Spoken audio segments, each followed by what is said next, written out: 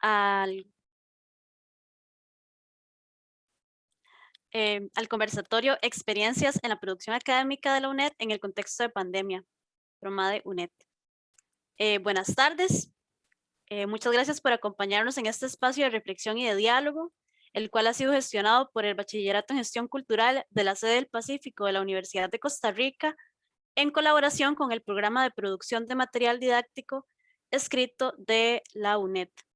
Mi nombre es Hazel Garro y les voy a estar acompañando en este espacio como moderadora.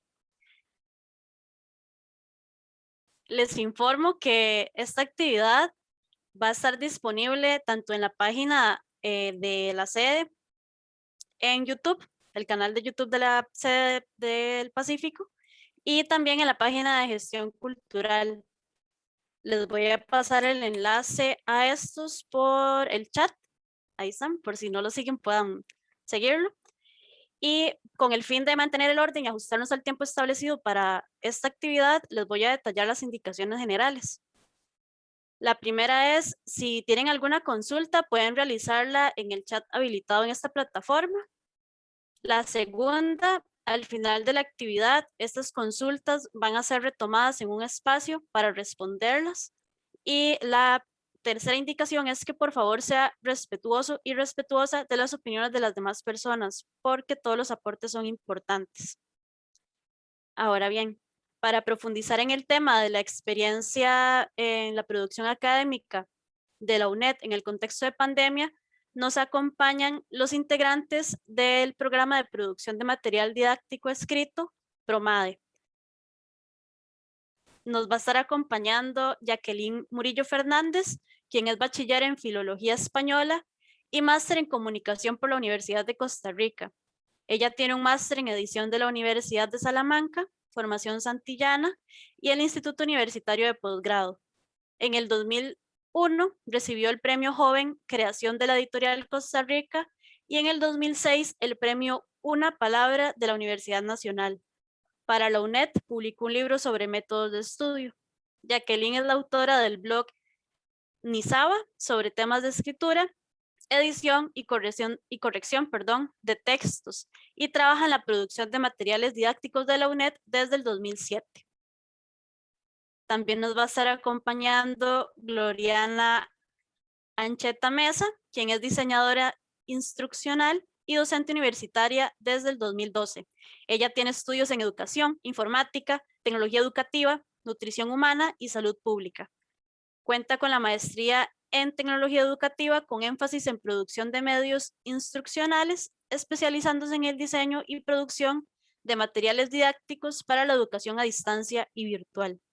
Ella actualmente labora como productora de libros didácticos para la UNED y sus principales intereses de investigación se relacionan con la educación a distancia, los materiales didácticos en el modelo de estudio a distancia y los entornos virtuales de aprendizaje.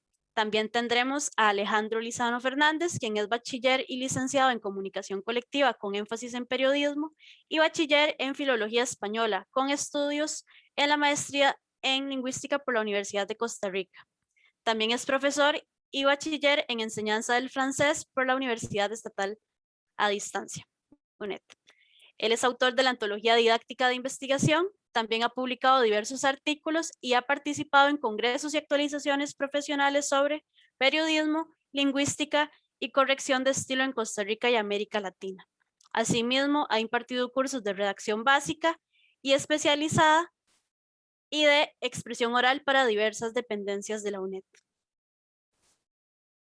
Y también tendremos acá a Mercedes Peraza Delgado, quien es especialista en edición de materiales didácticos escritos para la educación a distancia. Ella es egresada de la Universidad Nacional en la maestría en tecnología e información educativa y desde el 2007 se desempeña como productora académica del programa de producción de material didáctico escrito en la UNED y facilita cursos sobre pedagogía universitaria en la misma institución.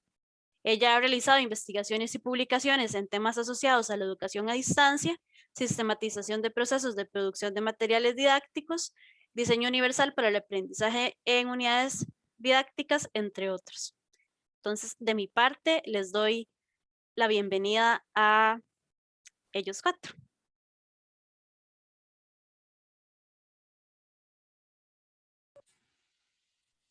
Muchas gracias, Hazel.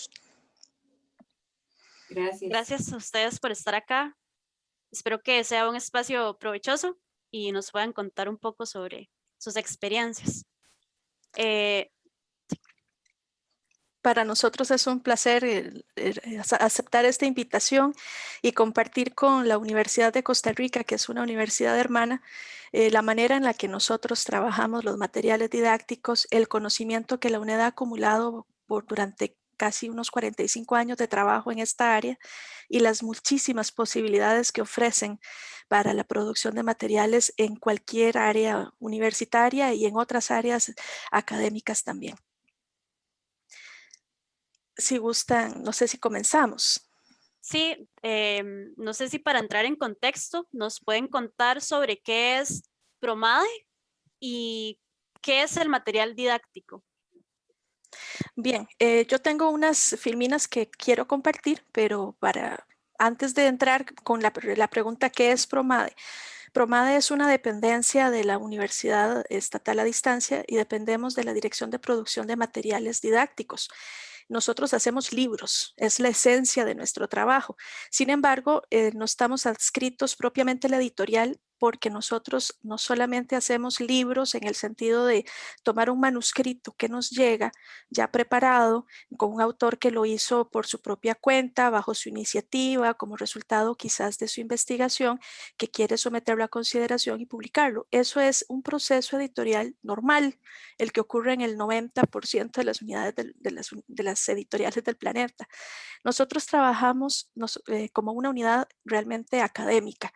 Somos una universidad y como unidad, nosotros somos académicos y yo a veces digo, tengo una función docente, pero mis estudiantes los veo a través de las palabras, me los imagino al otro lado de la página. Entonces nosotros trabajamos acompañando los contenidos que van a convertirse en las unidades didácticas que usa la UNED. Entonces a esto lo llamamos material didáctico. Voy a compartirles un momentito la, la, la, la presentación, pero regálenme un minuto para seleccionarla. Muy bien, ¿ya están viendo la pantalla? Sí, sí se ve. Aquí, Eso. muy bien.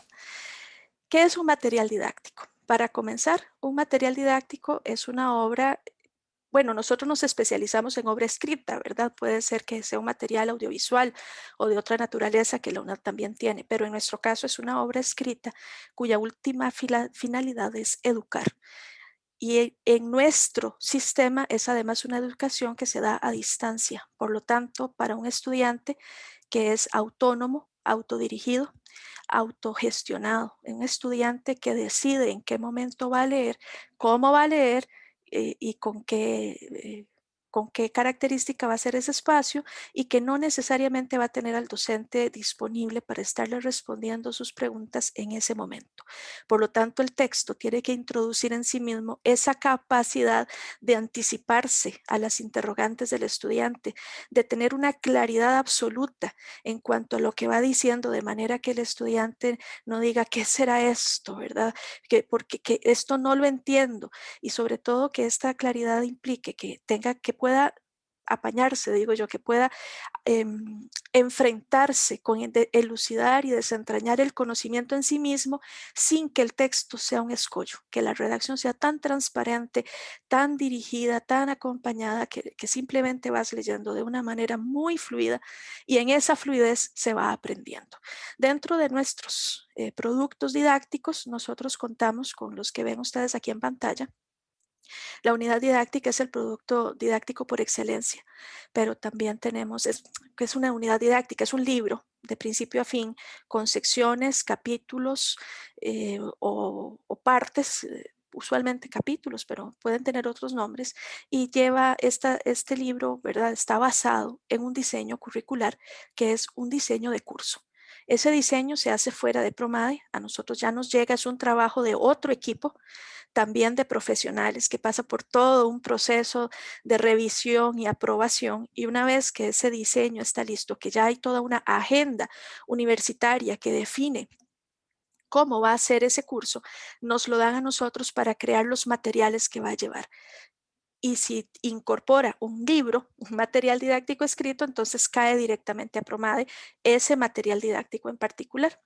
Entonces puede ser una unidad didáctica, puede ser una guía de estudio que acompañe una obra de otra naturaleza o un conjunto de obras, que a veces también ocurre, una antología o un manual de laboratorio. En fin, nosotros tenemos, son unas cuantas opciones que se dan, pero la unidad didáctica es el material más frecuente e incluso el más conocido en la comunidad costarricense. Yo recuerdo haber estudiado hace muchos años cuando era estudiante de la UCR y que de repente en un curso nos solicitaban un libro que era un libro de la UNED y resulta que ese libro había sido realizado aquí en este departamento donde los años me llevaron a estar. Así que son libros que circulan principalmente en la UNED y para la UNED, pero a veces son adoptados por la comunidad nacional, son adoptados por otras universidades y se convierten en textos muy apreciados precisamente por esta capacidad de ir enseñando de una forma dirigida desde el propio texto sin necesidad de que haya una persona al lado haciendo las explicaciones primarias. Para poder entender y contextualizar a las personas que nos están sintonizando y que no conocen nuestro trabajo, también queríamos contarles cómo se trabaja esto. Esto se realiza, no es un trabajo solo, no es que a mí, que yo soy productora académica, me dicen, usted va a hacer el libro y yo empiezo a investigar y yo lo escribo, no. A mí me traen un equipo de trabajo. Entonces, este equipo de trabajo tiene una serie de miembros, ¿verdad? El productor académico o la productora académica es una persona que funge como un centro que organiza y distribuye las tareas, que está gestionando los tiempos, que organiza el trabajo, hace un trabajo de producción como tal, pero también tenemos otras funciones. Nosotros, entonces, el equipo de trabajo se conforma en el momento en que se asigna la producción y aquí vamos a tener a la encargada de la cátedra, que es la instancia universitaria, que es la dueña de la asignatura o del curso que se va a utilizar. El programa o los programas a los que este curso pertenezca también tienen un encargado o varias personas encargadas. Entonces, la persona encargada de esto también forma parte del equipo. Vamos a tener a una persona, usualmente una persona especialista que va a evaluar el material desde un punto de vista técnico y vamos a tener al autor o a la autora del material. En conjunto, entre todos, a partir del diseño curricular que nos dan, se va construyendo el material didáctico. El autor o la autora es el eje de ese trabajo inicial en el sentido en que la persona que produce el texto, pero ese texto pasa por múltiples revisiones y por múltiples etapas. Y ahí tenemos los pasos para elaborar un material didáctico. Entonces, el material didáctico que tenemos comienza, como les decía, como paso 1, abajo a la izquierda en el diseño curricular. Luego hacemos una reunión donde nos conformamos como equipo, nos conocemos mutuamente y definimos los canales de comunicación que vamos a utilizar. Esa reunión, como vamos a ver, antes de la pandemia era sobre todo presencial, vamos a ver qué pasó después. Luego hacemos un plan de trabajo, pasamos a un proceso de escritura, revisión, edición y aprobación, que es un proceso de múltiples idas y venidas. El texto se escribe, se revisa, se anota, se corrige, se vuelve a revisar, se vuelve a anotar, se vuelve a corregir hasta que el equipo esté satisfecho con los contenidos como tales. Desde ese momento, cuando ya se dice que el libro ya está listo y que el proceso de edición profunda ha llegado a su fin, pasamos a una corrección de estilo a cargo de un profesional en corrección que se dedica a ya refinar ese texto y pasa luego a una etapa de diseño gráfico preliminar. ¿Qué ocurre en el diseño gráfico preliminar? nosotros los productores nos hacemos cargo dentro de Promade de hacer una versión que no está totalmente acabada, pero que ya le permite al estudiante entrar en contacto con el material y que va a circular de forma limitada dentro de la UNED para que el material pueda ser evaluado y validado por medio de instrumentos que se les aplican a los estudiantes. Entonces los estudiantes nos pueden dar retroalimentación, los profesores o los docentes que acompañan también desde la escuela donde el material se está utilizando también dan retroalimentación. La cátedra reúne la información que deba reunir adicional, se hace una última revisión y se manda a lo que es la editorial, que es ahora sí la dependencia, donde un equipo profesional de diseño gráfico y de ilustración o lo que sea necesario ya que no se haya hecho antes durante el proceso de producción previo, se va a encargar de darle cuerpo final al libro, de transformarlo en una publicación ya con su ICBN y ya con todas sus características para que circule no solamente entre los estudiantes de la UNED, sino también en las librerías de la UNED, como parte del acervo bibliográfico nacional. Entonces, este es nuestro proceso inicial y sobre esto es lo que nos invitaron, es la invitación que hemos recibido a compartir el día de hoy. ¿Qué pasó con esto durante la pandemia? ¿Verdad? Entonces, antes de comenzar, nos parece muy valioso contarles qué hacíamos y cómo se hacía. Hazel, te dejo la palabra.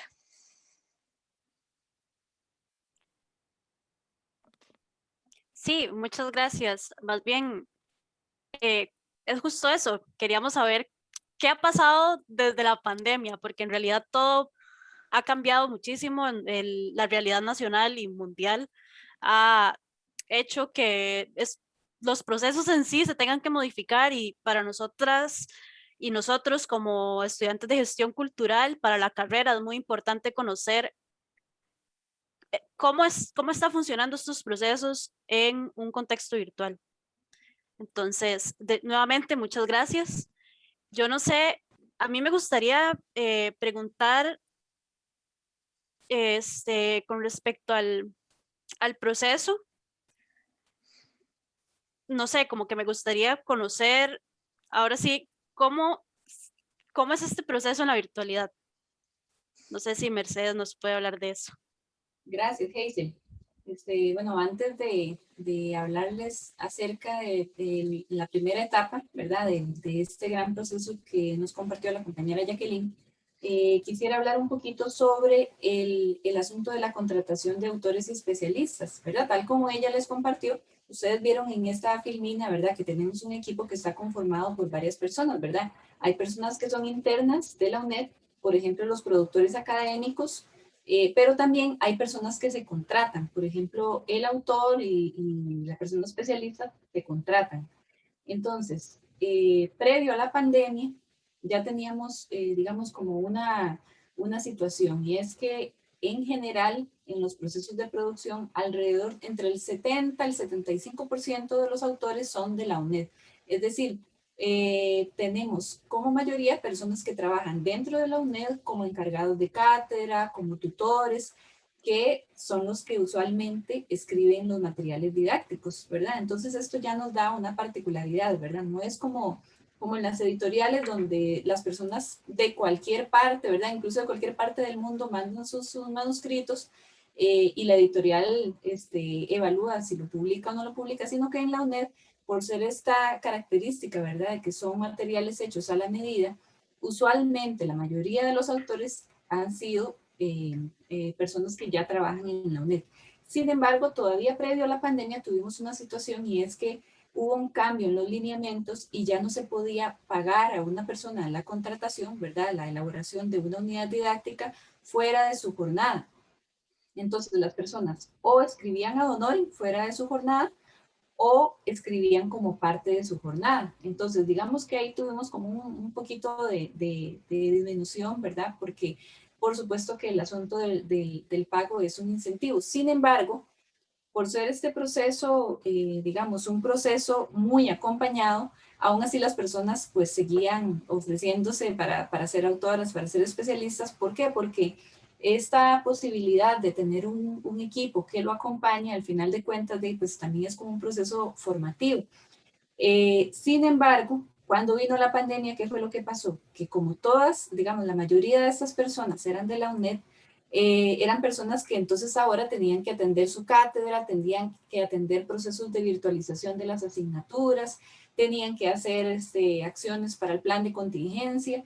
Es decir, al mismo tiempo, ¿verdad? Esta ventaja de que sean nuestros autores significó en ese sentido, digamos, que hubo un atraso, ¿verdad? Por ejemplo, yo tuve una producción que los autores me dijeron, vea, ahorita no podemos continuar, necesitamos trabajar en la cátedra, nos están pidiendo planes, nos están pidiendo los estudiantes materiales, otro tipo de ayudas, ¿verdad? En este momento vamos a dejar pausada la unidad didáctica y nos vemos después de la pandemia, ¿verdad? Entonces, esa fue, digamos, previo al proceso, ¿verdad? Propiamente más bien desde el inicio, una de las situaciones que se nos ha presentado, ¿verdad? Que pues, las personas están más ocupadas porque tienen que atender todo esto, ¿verdad?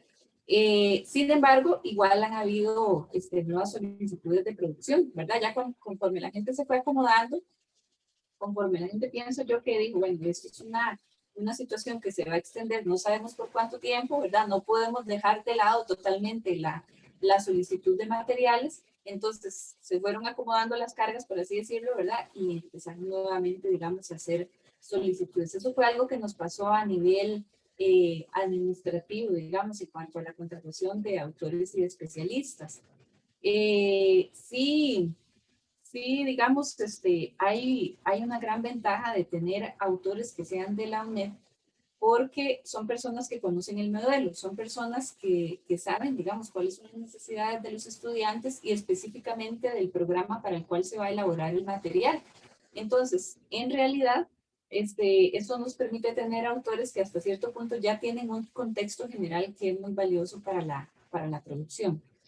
Bien, eso quería mencionarlo al inicio porque es una cuestión, digamos, administrativa que incluye en nuestro proceso. Ahora vamos a entrar propiamente en el esquema. Tal vez ya que nos puede hacer el favor de compartirnos nuevamente la última figura. Claro, con mucho gusto. Gracias. Dame un segundo, es que siempre me enredo. ¿Cuál es el botón que se hace primero y luego cuál después? Gracias.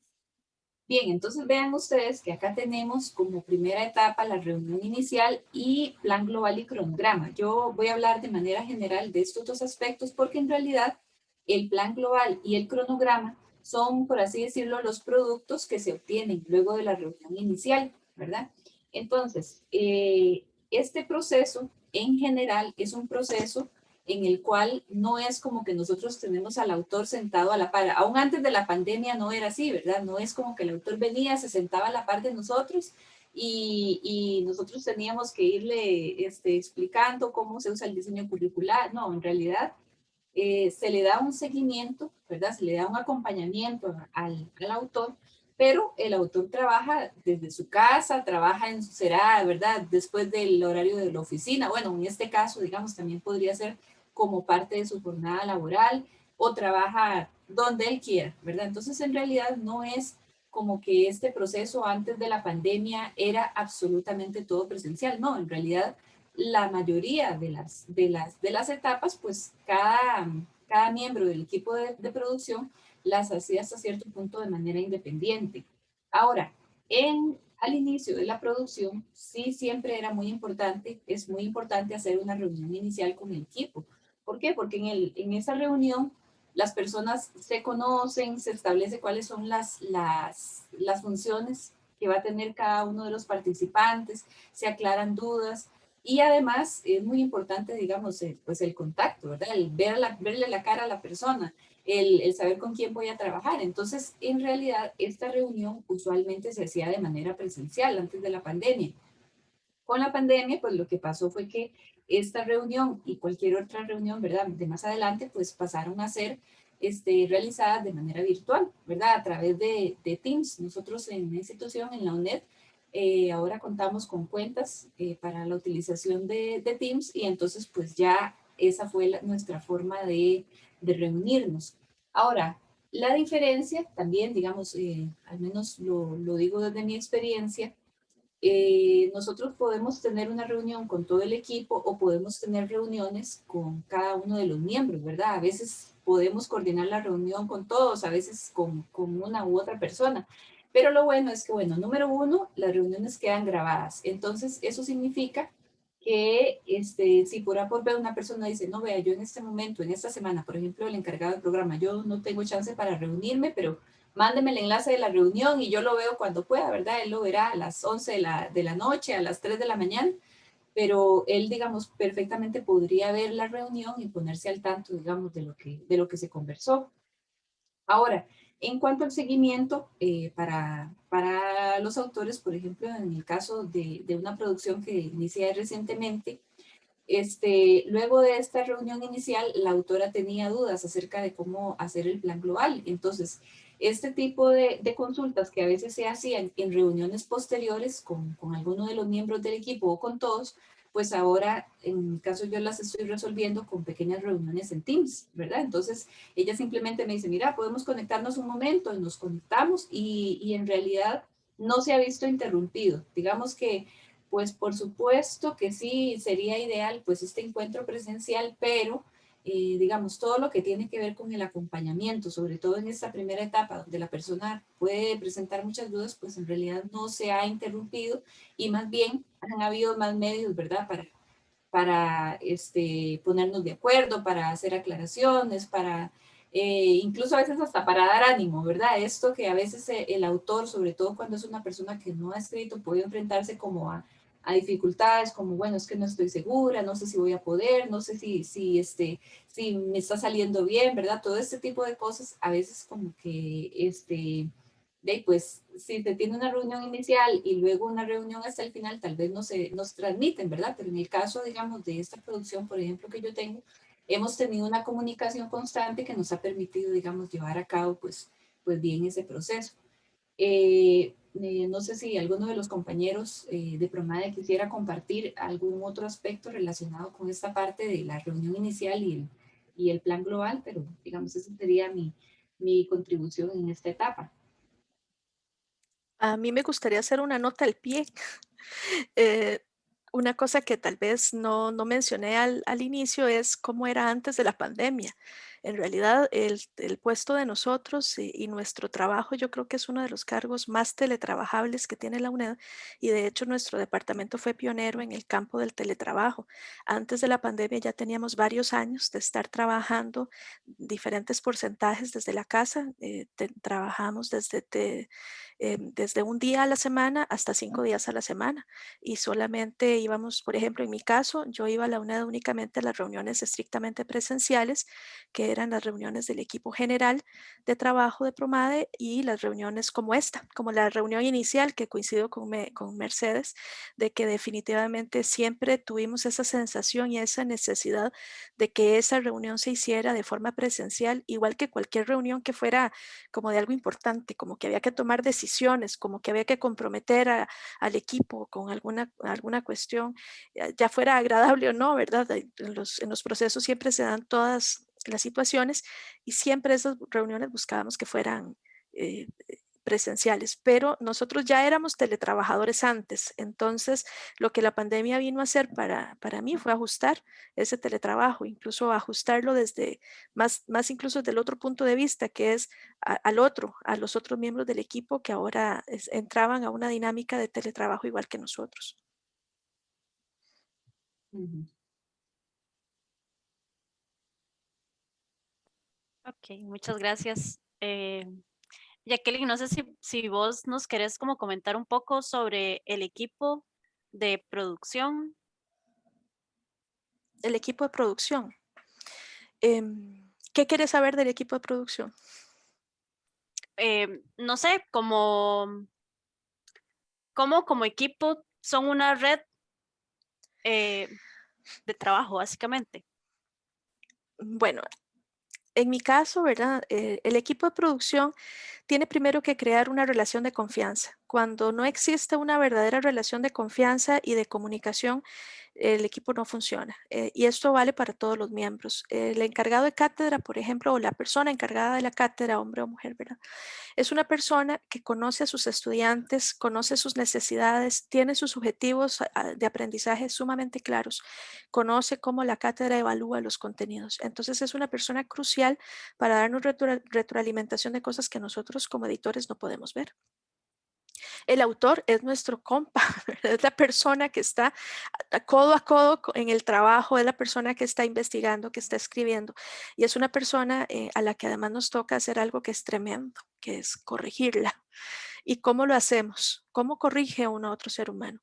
Cuando yo entré a Promade, lo primero que tuve que aprender fue técnicas de negociación, por decirlo de alguna manera, fue técnicas para ayudarle a comprender a la otra persona que primero que yo no la estoy juzgando, segundo que yo no estoy juzgando su trabajo, tercero que precisamente porque su trabajo me parece valioso y necesario, necesito intervenirlo porque yo lo que encuentro son oportunidades de mejora y sería una lástima que un trabajo bueno se vaya con errores que pudimos haber agarrado en el proceso. Entonces yo les digo, a mí me toca ser el abogado del diablo con usted, ¿verdad? Porque me toca decirle todo lo que está mal para que no se lo digan afuera, sino para que lo hagamos aquí adentro, entre confianza, entre dos profesionales que conversamos al mismo nivel. Entonces hay que crear esa relación de confianza muy especialmente con la persona a la que uno le va a hacer observaciones y comentarios.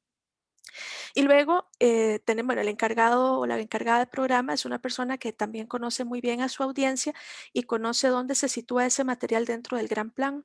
Entonces nos puede decir perfectamente, bueno, no necesitamos, el plan va para estudiantes avanzados, entonces el lenguaje tiene que ser un lenguaje más profesional, empoderado, que ya conoce su metalenguaje, que le habla casi a un profesional graduado. O bien nos dice, no, es un público de primer ingreso, es un público que no conoce mucho de la UNED, tenemos que darle más recursos para que pueda empoderarse también, tenemos que irle explicando las cosas. Entonces, ya con el equipo va aportando la información que nosotros como productores necesitamos para ir trabajando y yo me apoyo en ellos. Por ejemplo, si yo tengo un especialista que me falla, yo necesito el apoyo del programa y de la cátedra. Si tengo un autor que me falla, necesito el apoyo de la persona especialista porque es la que me puede indicar dónde en el texto están produciéndose estos fallos. Si tengo o lo contrario, si tengo una persona muy buena en la autoría, es una persona que va a estar codo a codo a mi lado haciendo las cosas, que es una de las cosas que a mí más me ha gustado de esta nueva etapa de la pandemia, porque antes me costaba más localizar a las personas autoras, estaban dando clases, salían a sus trabajos o trabajaban o estaban en la UNED, pero con un montón de obligaciones, atendiendo estudiantes.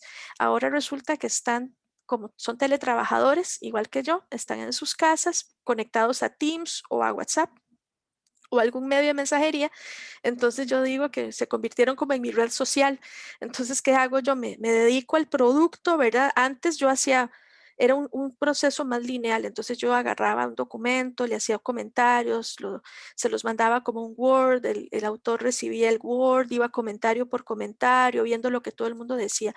Ahora no, ahora yo voy editando, voy revisando y en cada punto que me encuentro algo, va a captura de pantalla por mensajería instantánea al autor, el autor lo ve, me hace retroalimentación ahí mismo, si no me entendió el comentario le repregunto y en la repregunta salen cosas valiosísimas que no estaban contempladas en el momento previo de escritura, entonces yo incluso como es un comentario escrito, lo agarro, le hago corrección de estilo ahí mismo, lo meto, lo incorporo, lo arreglo, se lo tiro de vuelta y resulta que en 30 minutos el apartado queda listo. Antes tenía que ir y devolverse. Y ese proceso a mí me cortaba cognitivamente porque el autor también llegaba después de tiempo de no haber visto el texto, entonces tenía que reubicarse donde era que estaba eso, volver a sintonizarse con el texto, corregirlo, enviarlo, se le ocurrían otras cosas, además me pasaba mucho, yo no sé si a mis compañeros y compañeras les ha pasado, pero que se va con uno le hace una observación y regresan 3,000 palabras nuevas y uno así,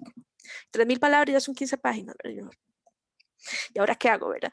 En cambio, con esto, ahora yo tengo más control y ese control me permite ir ajustando con una carpintería más fina que antes, casi en tiempo real, cuando, sobre todo si el autor o la autora son personas muy comprometidas. Y he tenido unos muy comprometidos, pero así muy comprometidos, que están conmigo. Entonces yo les mando y de una vez me contestan y nada más les hago, antes yo tenía que hacer como, tal vez escribir más, hacer observaciones más profundas y ahora más, llega un momento en que logré una comunicación en que ya yo decía tal cosa y de una vez me llegaba la respuesta y el texto nuevo para corregirlo, de una vez y lo íbamos haciendo. Y eso se da en ese equipo de trabajo. Es cuando te das cuenta de que es un trabajo en equipo.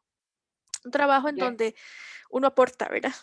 Yo aporto que veo cosas que el autor nunca en su cabeza pensó que podían verse. Y el autor o la autora, ¿verdad? Devuelve aportándome a mí cosas que yo no me imaginaba. Entonces, y que no esperábamos y que incluso tal vez no habíamos previsto para el material, pero que revisamos el diseño curricular, consulto con la cátedra, consulto con la especialista, todos por mensajería instantánea, acordamos, vemos, sí, claro, esto va y lo hacemos y cuando lo ven todos dicen, wow, qué interesante cómo quedó. No sé Ya que sí, dime. que yo quisiera agregar a eso que vos estás comentando, que también en el caso nuestro nos hemos visto beneficiados, digamos, hasta cierto punto con esta nueva forma de comunicación, porque nosotros antes al estar en la oficina, ¿verdad? Antes, cuando ni siquiera estábamos en el plan anterior a esta contingencia, como la mayoría de nuestros autores son de la UNED, también estaba la posibilidad, que en realidad ocurría mucho, de que nos llegara a buscar el autor, nos llegara a buscar el encargado de cátedra, el encargado de programa, ¿verdad? Eso también implicaba, pues, interrupciones, ¿verdad? Es decir, pues sí, se atendía a la persona y todo, pero ahora con los medios digitales hay un poco más de control en cuanto a eso, ¿verdad? Porque al final de cuentas la persona sí me dice, mira, te puedes conectar. Yo le puedo decir, no, no me puedo conectar, pero antes ¿verdad? La persona llegaba a la oficina y eso, usualmente pues nosotros atendíamos a la persona en el momento en el que llegara. Y esto ha significado para nosotros pues tener por periodos más largos de concentración que los que teníamos antes, digamos que cuando estábamos en la oficina. Sí hay que aclarar también que nosotros previo a la pandemia estuvimos todo un periodo ya de antes en la casa haciendo teletrabajo la mayoría de los días porque hubo una situación con el terremoto de Cinchona, el edificio se dañó, nos mandaron para la casa, ¿verdad? Empezamos a trabajar desde la casa, íbamos 1 o 2 días a la oficina y ese fue como un entrenamiento previo, ¿verdad? Entonces, previo a la pandemia, ya nosotros habíamos vivido este proceso de ajuste, que por supuesto que hay un proceso de ajuste, no es como que uno trabaja en la casa y al día siguiente que lo mandan para la casa ya se acomodó, ya tiene los horarios bien, ya sabe cómo organizarse. No, en realidad esto ha sido un proceso. Lo único es que nosotros tuvimos ese periodo de adaptación previo a la pandemia. Entonces, cuando llegó la pandemia, ya estábamos preparados hasta cierto punto, digamos, pues para este trabajo que ahora se desarrolla prácticamente el 100% virtual, ¿verdad? Ahora yo creo que nadie en todo este tiempo que llevamos de pandemia ha tenido reuniones presenciales, creo yo. Muchas gracias. Em, por lo que he escuchado, el tema de la corrección es muy importante en la producción de material didáctico. Entonces, no sé si Alejandro nos puede contar un poco sobre la corrección de estilo y el tema. Muchas gracias, buenas tardes, ¿me escuchan bien? Se te escucha perfecto. Muchas gracias. Al programa de Bachillerato en Gestión Cultural por la invitación y un saludo a las compañeras del conversatorio y a las personas que siguen esta transmisión. Jacqueline, muchas gracias porque esa lámina me sirve para dar seguimiento a lo que estabas explicando junto con Mercedes. Bueno, lo primero que les quiero explicar es de manera concisa en qué consiste el proceso de corrección de estilo. Se trata básicamente de tomar un texto que está a punto de publicarse o por publicarse y enmendar una serie de errores de contenido y de forma, sobre todo de forma, con la idea de que sea un texto más comprensible por parte del estudiante, ¿verdad? Este trabajo, como ya explicaron las compañeras, se hace dentro de un equipo editorial, o en nuestro caso de producción académica, ¿ok? Y se podría decir que este trabajo de corrección de estilo es como un banco con 4 patas.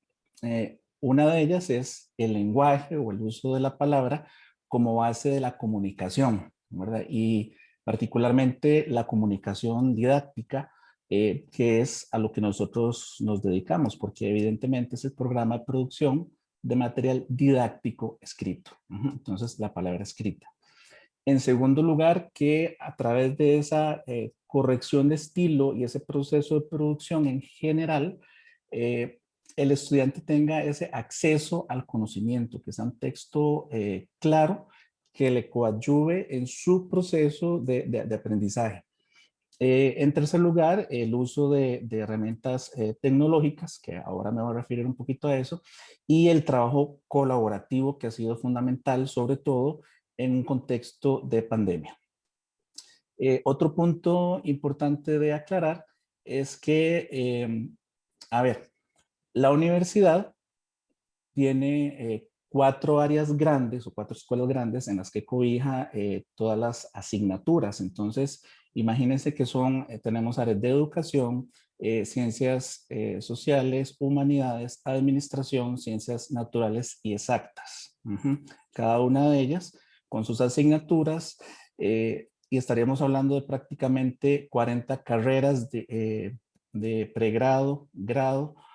Hay 25 posgrados entre maestrías y doctorados, aparte de que también trabajamos con extensión universitaria. En algún momento también trabajamos con el CONED, que es el Colegio de Educación a Distancia, y una parte, digamos, también de corrección de estilo de revistas. Tiene esa particularidad. Como Jacqueline también explicó, este material de educación a distancia tiene es un material único que se hace prácticamente en la región porque tiene que responder a la educación a distancia, ¿verdad? Entonces, el estudiante lleva a cabo un proceso autónomo, autorregulado, autodidáctico, según lo que establece el modelo pedagógico de la universidad. Entonces, en este proceso de corrección de estilo, hay de varios tipos. Se puede hablar de la corrección de contenido, la corrección de estilo propiamente y la ortotipográfica. Entonces, muy rápidamente, la de contenido tiene que ver con la estructura general de las unidades didácticas y las guías de estudio, que digamos que son los materiales principales que producimos, no los únicos. La parte de contenido tiene que ver sobre todo con la estructura de los capítulos, las secciones. De esto se encarga más el productor académico. Tenemos también la propia hoja de estilo que responde a la parte de redacción, puntuación, acentuación, ortografía, morfosintaxis, la parte de léxico, discurso, semántica y pragmática. Entonces, para ponerlo en español, imagínense como que ustedes están arando un terreno donde no es una yunta de 2 bueyes, son 9 o 10 bueyes, ¿verdad? Entonces ustedes como correctores de estilo tienen que ver que que vaya, digamos, todo al mismo tiempo y de manera ordenada. ¿En qué sentido? Desde el nivel más grande hasta el más pequeño. ¿Qué quiere decir? Capítulos, secciones, títulos, subtítulos y nivel, por ejemplo, párrafo, ¿verdad? Que sea comprensible. Un nivel intermedio donde, por ejemplo, está cómo ordeno yo una oración para que sea clara, o qué sentido le quiero yo dar, ¿verdad? Para que el estudiante comprenda. Y una parte, digamos, de microestructura que tiene que ver con puntuación, acentuación, y incluso con el nivel de palabra, las partes de la palabra, la etimología, si hay un concepto que está bien utilizado. Entonces, digamos que es un proceso bien complejo. Y también está, por ejemplo, la corrección ortotipográfica, que tiene que ver con la tipografía, el uso, por ejemplo, de símbolos, de abreviaturas, tipos de letras, por ejemplo, itálica, cursiva, los caracteres especiales. Entonces, esta hoja de estilo es fundamental, se le entrega al productor académico porque tiene las decisiones editoriales de formato para llevar a cabo la corrección de estilo, y que además debe concordar con un manual que tiene el programa, un manual de estilo que cubre, digamos, una gran parte de lo que se debe hacer en cuanto a corrección de estilo. Y lo que no está contemplado dentro de ese manual, pues entonces recurrimos a otros recursos como, por ejemplo, manuales, diccionarios que estén normados, por ejemplo, la Real Academia Española, o por ejemplo también diccionarios especializados. Entonces, este proceso ha tenido pues ciertos cambios o ciertas características antes de la pandemia y después de la pandemia. Como bien mencionaban las compañeras, nosotros entramos en un proceso paulatino. Digamos que la pandemia no nos tomó de golpe, porque ya veníamos de hacer un poco de trabajo en casa a raíz de una emergencia que hubo por un terremoto, y después pasamos a teletrabajo 2 o 3 años antes de la pandemia. Entonces eso facilitó el cambio. Uno de los temas o de los primeros temas a los que me quiero referir en que ha cambiado esa modalidad de corrección es que antes o históricamente, tradicionalmente, la corrección de estilo se hacía en papel. Se hacía en papel. Y antes de la pandemia y ya con la pandemia, como les decía, con más fuerza, pues se utiliza, por ejemplo, el programa de Word y aplicamos control de cambios y comentarios, ¿verdad? Porque eso nos permite manejar los archivos de manera digital y facilitárselos al productor académico. Hay otros correctores de estilo, pues que unos sí, otros más o menos, y otros vamos ahí en el camino, que también hemos adaptado la corrección a formato de PDF, ¿ok? Entonces, a pesar de que hacemos la corrección en digital, eso, digamos, no compite, digamos, con que eventualmente se puede hacer la corrección de estilo en papel. Lo que pasa es que eso tiene sus particularidades, porque cuando yo como corrector de estilo recibo un material en papel, ¿verdad? Entonces eso implica otro tipo de corrección, o por ejemplo que tengo que encontrarme tal vez con el compañero para poder entregarle el material. Entonces por los riesgos de pandemia pues no es como lo recomendable. Otro tema interesante es que dependiendo de la extensión del material que se revisa, a ver, no es lo mismo, por ejemplo, hacer corrección de estilo o hacer producción académica para un material que tiene 150, 300 páginas, que es, digamos, el promedio, a un material que tiene 400 o 600 páginas. Y entonces, por la modalidad de pandemia, prácticamente sin importar la extensión del material, pues nos hemos tenido que adaptar a la corrección en digital, ¿verdad? Que eso supone,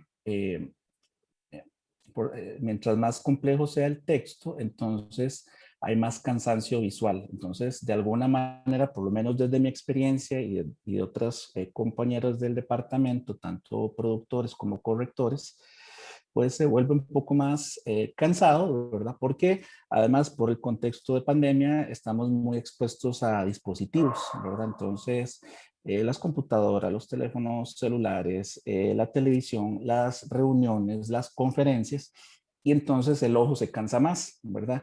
Y como tanto productores como correctores trabajamos pues con la vista principalmente, pues el proceso se hace un poquito más engorroso en ese sentido. Otro de los cambios importantes para este proceso de corrección en el contexto de pandemia es que tuvimos que agilizar antes de la pandemia y durante la pandemia todavía más herramientas informáticas para organizar mejor el trabajo, porque también, como mencionaban las compañeras antes, pues había más esa facilidad de vernos a veces en la oficina, sobre todo en el caso de los correctores de estilo que íbamos una vez por semana. A partir de la pandemia eso cambia, entonces hay que tener como un mejor control a distancia de las cargas de trabajo, además de que también la inmediatez de la resolución de las consultas, tanto por parte de productores académicos como el equipo de trabajo de corrección de estilo, se tuvo que adaptar, ¿verdad? Porque antes tal vez tenemos la posibilidad de vernos en la oficina una vez por semana y planificar el trabajo, y a raíz de la pandemia pues tenemos que recurrir a otros recursos como el correo electrónico, el WhatsApp, las videoconferencias. Otro punto fundamental es que la pandemia como punto positivo ha mejorado el trabajo colaborativo, no solo a nivel del programa entre productores académicos y correctores de estilo, sino también en el equipo de correctores de estilo, ¿verdad? Que entonces, como les decía, pues usamos ciertos programas, bases de datos, tratamos de planificar más las reuniones, mejor las reuniones, y eso ha sido un proceso, digamos, innovador, ¿verdad? Que ha integrado más la creatividad de todos, las destrezas colaborativas para resolver consultas entre nosotros y también para los compañeros productores académicos, ¿verdad? Entonces, sí, ya el trabajo lo veníamos organizando bastante bien, la pandemia nos ayudó pues a mejorar, ¿verdad? Para resolver, como les digo, temas de organización de tareas, problemas cotidianos a la producción, la planificación, la ejecución, la evaluación y el seguimiento de la corrección de estilo. Y otro punto importante es que esta organización también nos ha permitido durante la pandemia mejorar la investigación de qué se hace en corrección de estilo y en producción académica.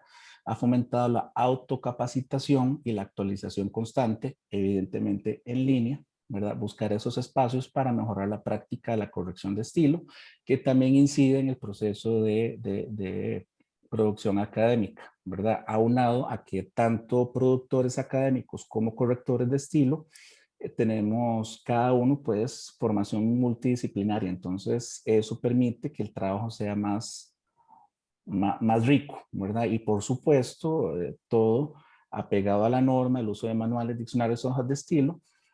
Y para cerrar este comentario, nada más decir que el proceso de corrección de estilo, pues no es una imposición por parte del corrector, ¿verdad? Como dijeron las compañeras, es un trabajo muy respetuoso. El corrector de estilo hace una serie de sugerencias para que el productor académico trabaje. Y por supuesto que es un proceso de puertas abiertas, ¿verdad? En el que el productor académico entre nosotros mismos podemos hacer todas las consultas que sean necesarias para mejorar ese producto final para el estudiante que es nuestro cliente principal. Básicamente eso sería, digamos, en cuanto a la corrección de estilo antes y ahora en contexto de pandemia. Y nada más hacer la aclaración final que hice referencia a la corrección de estilo, ¿verdad? En este esquemita que vemos aquí, que nos comparte muy amablemente Jacqueline, de la corrección de estilo principal dentro de esa primera etapa del proceso de producción que está en verde, ahí del lado izquierdo. Ahora despuesito me voy a referir a la que está del lado derecho en color naranja, que dice última corrección, pero eso va a ser al ratito. Ok, muchas gracias. La siguiente etapa o fase es el diseño gráfico preliminar. Entonces, a mí me gustaría como preguntar, dado que el componente visual es muy importante o juega un rol muy importante, me gustaría saber cómo es el trabajo para definir el diseño gráfico de los materiales. No sé si nos pueden contar sobre eso. ¿Quién quiere o les cuento un poquito? Compañeras. Adelante, Jackie. Hay dos etapas en ese diseño gráfico, ¿verdad? El diseño gráfico preliminar queda a cargo del productor académico. Entonces ahí hay pues diferentes posibilidades. En realidad lo más normal es que sea un documento de Word con un formato ordenado y limpio que ya va con miras a hacer una guía de trabajo para el diseñador gráfico que entrará después en editorial. Eso es variado, ¿verdad? Porque algunos, incluso por ejemplo, algunos tenemos más como un hobby por ese lado del diseño gráfico también. Entonces puede hacer que incorporemos elementos desde la versión preliminar que puedan ser utilizados después. Pero ¿cómo se decide el diseño gráfico? Primero tiene que responder a un diseño pedagógico. Entonces, las necesidades del material didáctico están primero. Por ejemplo, si el material didáctico, yo ahora tenía uno que era de arte y había obras de arte y había que analizarlas. Entonces, parte de la propuesta gráfica, que fue algo que manejamos entre la autora y yo, era elegir la manera en cómo presentábamos la obra, y se presentaba la obra con detalles de la obra para ir analizándolos, y eso va a interferir el diseño gráfico final porque responde a una necesidad pedagógica. Y luego tenemos, cuando ya estamos trabajando en la versión final del material, interviene un diseñador gráfico profesional, ya una persona que se especializa en eso y que en su trabajo en la UNED pues ya también ha tenido la posibilidad de especializarse en diseño de libros didácticos, que ya hace una propuesta con base en lo que el propio equipo le cuenta. Entonces uno le explica, bueno, este texto es así, va para tal, esto, habíamos pensado hacerlo de esta manera, tenemos estos objetivos. Y ya la persona nos hace una propuesta y esa propuesta se revisa, sobre todo el diseñador y el productor académico somos los que trabajamos en esa parte, pero cada productor académico tiene la libertad de compartirlo con su equipo. A mí me gusta escuchar la retroalimentación de la cátedra, por ejemplo, y del autor, y les presento las maquetas iniciales y les digo qué les parece, y luego ya entramos a un trabajo mucho más profundo en donde yo como editora soy la que tengo que estar junto, acompañando al editor gráfico, diciéndole, mire, córrame esto porque esto tenía que leerse de esta manera, ¿verdad? Aquí hay una semiótica de la didáctica que necesito que usted me ayude a crear. Ahora, en las etapas, ¿verdad? Como le digo, aquí, ¿qué busco yo? Ya yo como mi propia experiencia, ¿verdad? ¿Qué busco en un material didáctico cuando entramos al diseño? Busco que haya un impacto visual, que haya un elemento visual que me ayude a sintetizar los elementos centrales de la información con respecto a la asignatura. Entonces, el elemento visual debe adaptarse a la asignatura. Y me gusta también que haya imágenes muy bonitas, de muy buena calidad en todo sentido, gráficos, así como este que estamos viendo. Así me gusta trabajar a mí los gráficos de los materiales, que sean muy atractivos para el estudiante, pero que también tengan una función didáctica.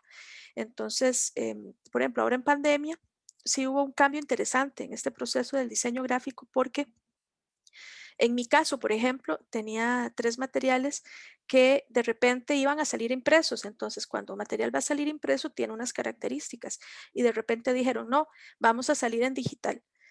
O tal vez en la primera idea era, vamos a salir en digital, pero después en el siguiente cuatrimestre lo vamos a mandar a imprimir como versión preliminar. Una versión preliminar impresa es tamaño carta y va en blanco y negro, sin color. Es hasta en la segunda etapa, cuando pasa el editorial, que entra una segunda tinta para darle color o en algunos casos excepcionales todo color. Entonces les voy a mostrar, ¿verdad? Este ejemplo. Esta es una unidad, esta es versión preliminar, pero es una versión preliminar muy elaborada. Entonces, como me dijeron primero que iba impresa, entonces ven que tiene un formato de página izquierda y derecha. Si mantiene un formato vertical, son páginas tamaño carta verticales. Y entonces, por ejemplo, vean que en la página izquierda el numerito está a la izquierda y la página derecha el numerito está a la derecha porque están en espejo. Eso es para la dinámica de lectura de un libro. Un libro se abre así. Entonces uno va pasando la página así y siempre se diagrama como en espejo. Y porque me decían, bueno, después vamos a hacer versión preliminar impresa. Entonces yo decía, ya está lista. Yo hago un PDF y ya está listo. Pero ese PDF no es el más apto para ser leído en pantalla porque es un PDF que cuando yo voy leyendo, él se va haciendo así.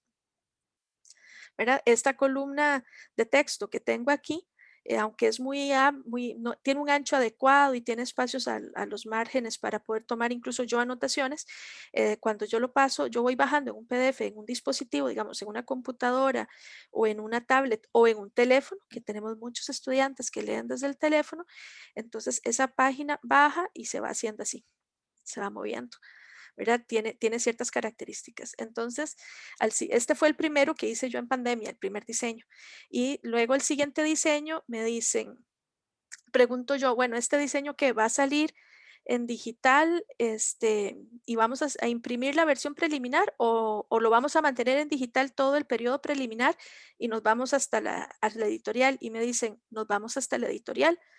Preliminar solo se va a distribuir digital. Entonces dije yo, vamos a hacer un cambio. Entonces hice esto. Esta es una unidad de arte. Vean que en este caso yo escogí como metáfora visual una mancha de pintura Decidí trabajar incluso varios colores, aquí puse solo unos, pero eran 4 capítulos, entonces cada capítulo tiene un color diferente. ¿Qué pasa? Una versión preliminar normal es en blanco y negro, pero digital no tengo esa restricción. Entonces no me preocupó, me volé, digamos, ¿verdad? Me volé con el color. ¿Por qué? Porque le da un elemento mnemotécnico al estudiante. El estudiante con solo ver el color de la página, va a saber dónde está, en qué capítulo se encuentra. Y hay una progresión. Y además eso me permite tener unidades temáticas mnemotécnicas. Entonces, por ejemplo, todos nuestros materiales tienen, digamos, yo siempre les meto al final de cada capítulo un esquema resumen, que es una organización visual de toda la información que se ha dado en el capítulo. Entonces, ese esquema resumen tiene la paleta de colores del capítulo. De tal manera que si yo estoy estudiando 3 esquemas, yo sepa que el morado es el del capítulo 1, el naranja es el del 2, el verde es el del 3 y así voy. Mi cerebro hace estas conexiones con mucha facilidad sin demandarme un trabajo adicional. Además se maneja, al manejarlo así, horizontal, esta unidad didáctica desde el principio me dijeron que era totalmente digital. ¿Qué tiene uno? No tengo diseño en espejo, sino que todas las páginas tienen el mismo diseño, ¿verdad? En este caso la columna está a la derecha, la columna en blanco. Entonces, y la columna de texto es una columna que responde, bueno, tiene una cierta cantidad de impulsos, y tiene un interlineado, es decir, la legibilidad de la columna también descansa en su diseño gráfico. Si yo tengo líneas demasiado largas, son más difíciles de leer. Si las tengo demasiado pegadas, son más difíciles de leer. Si tengo una letra muy pequeña, es más difícil de leer.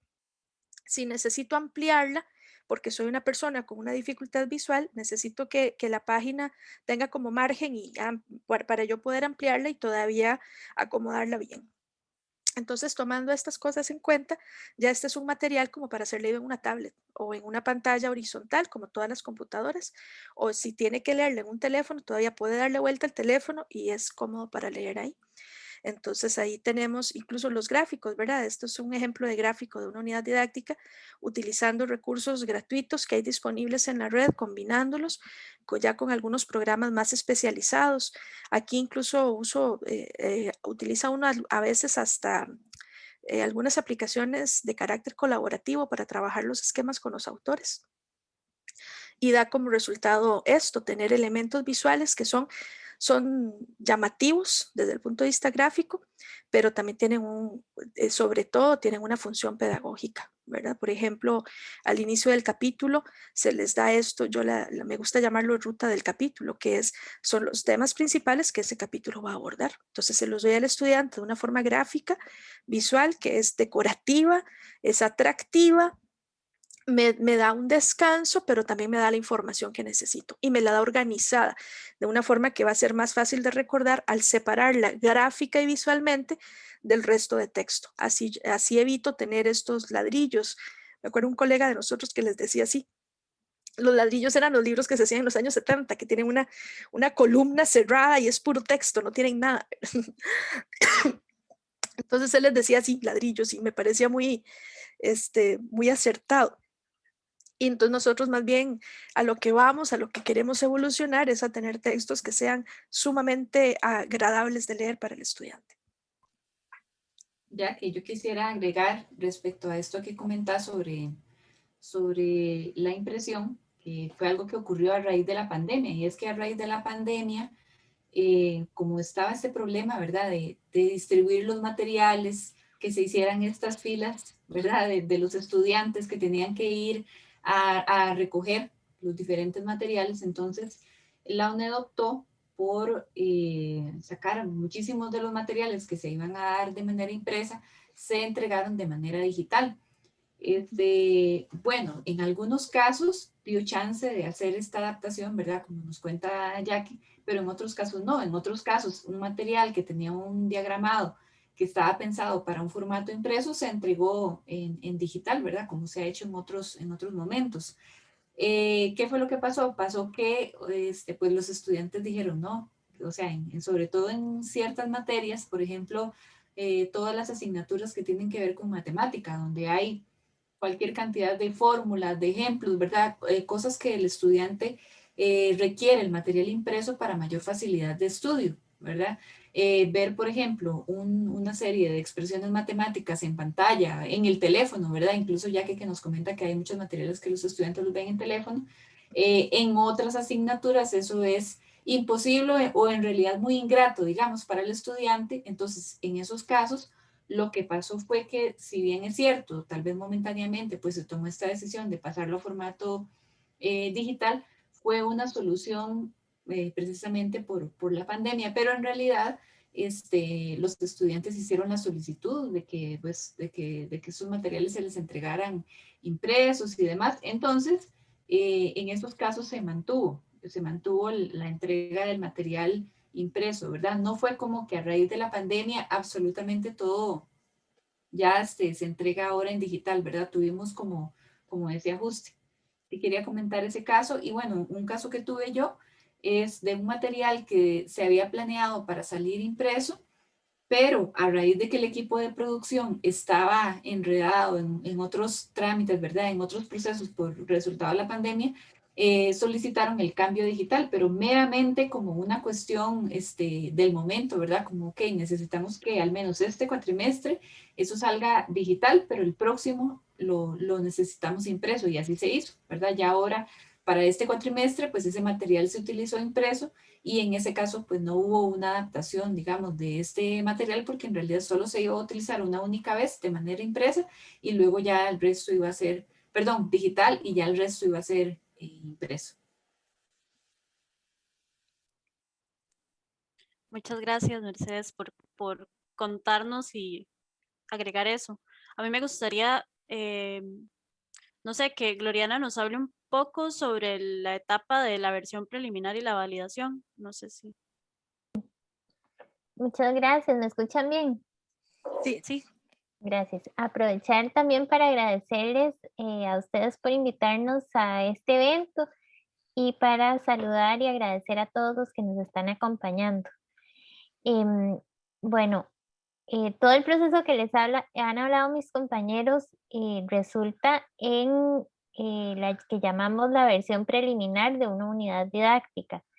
Esta versión preliminar todavía no va al diseño final, el diseño gráfico final, sino que muchas veces nosotros mismos, los productores académicos, la diagramamos generalmente en Word, aunque hay otros compañeros que usan herramientas diferentes como InDesign, pero esta versión preliminar no está totalmente finalizada, sino que todavía está sujeta a cambios porque la versión preliminar se debe probar y se debe evaluar con una muestra o con los estudiantes ya, digamos, en una situación real de tutorías. Entonces, por ejemplo, si nosotros queremos probarla, la tenemos lista para el primer cuatrimestre del 2021, por ejemplo, durante ese cuatrimestre se evalúa y se hacen los cambios pertinentes para que ya la podamos pasar a una versión finalizada. ¿Cómo hacemos esto? Generalmente antes lo que hacíamos era pasar un cuestionario que salió del programa para que llenaran tanto del estudiantado como las personas tutoras.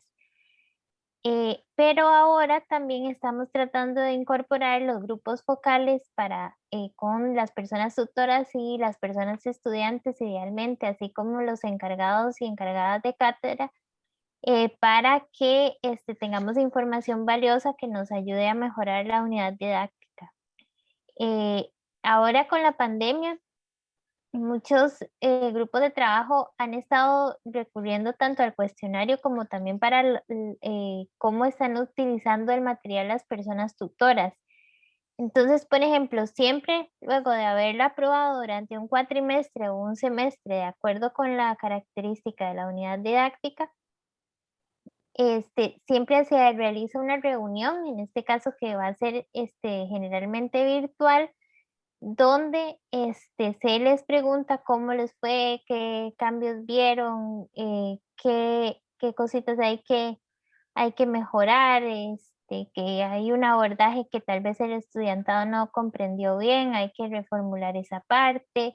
salió una referencia más actualizada, se requiere este concepto o este tema, se requiere reforzarlo más porque a los estudiantes se les dificultó entenderlo. Todas esas cosas se recolectan y se hacen los cambios pertinentes con la persona autora y que deben aprobarse para luego entonces crear lo que va a ser la versión final.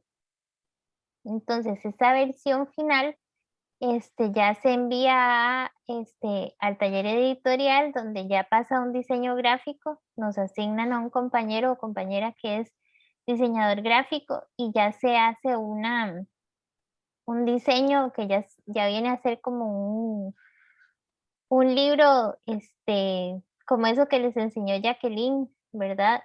Y pasamos ya a la corrección de pruebas. Entonces, sí es importante que nuestro proceso, primero terminamos la versión preliminar que se prueba ya con profesores y estudiantes y luego se corrige para pasarlo a la versión final. Ok, con respecto a eso, entonces a partir de este como cuestionario que se le hace a los estudiantes sobre las apreciaciones o así, es que se hace la última corrección. Alejandro o Gloriana. Sí, exacto. Puede ser, hay diferentes instrumentos para obtener esa información, tanto del estudiantado como de los tutores. Los tutores a veces son parte del proceso de producción y a veces no, pero queremos ver cómo las personas tutoras ponen en práctica ese material ya en un cuatrimestre como tal. Por ejemplo, el primer cuatrimestre que se da el curso de, qué sé yo, didáctica de las ciencias, entonces queremos ver cómo les fue utilizando ese material. Entonces, ya sea mediante los insumos recolectados a través de ese cuestionario o de un grupo focal o de anotaciones hechas por los que utilizaron ese material, es que se entrega la versión final.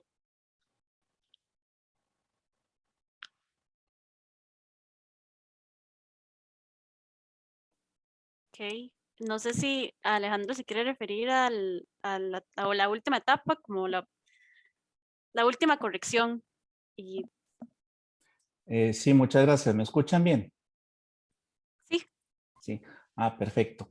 Sí, justamente en esa línea del proceso de la que vienen hablando mis compañeras, ¿verdad? Una vez que se finaliza esa versión preliminar y se hace la respectiva validación, entonces el material didáctico pues entra a su última etapa y como bien lo mencionaba Gloriana, se asigna, es un trabajo en equipo, ¿verdad? Como todo el proceso, en que principalmente se involucran el productor académico y un diseñador gráfico en la etapa editorial.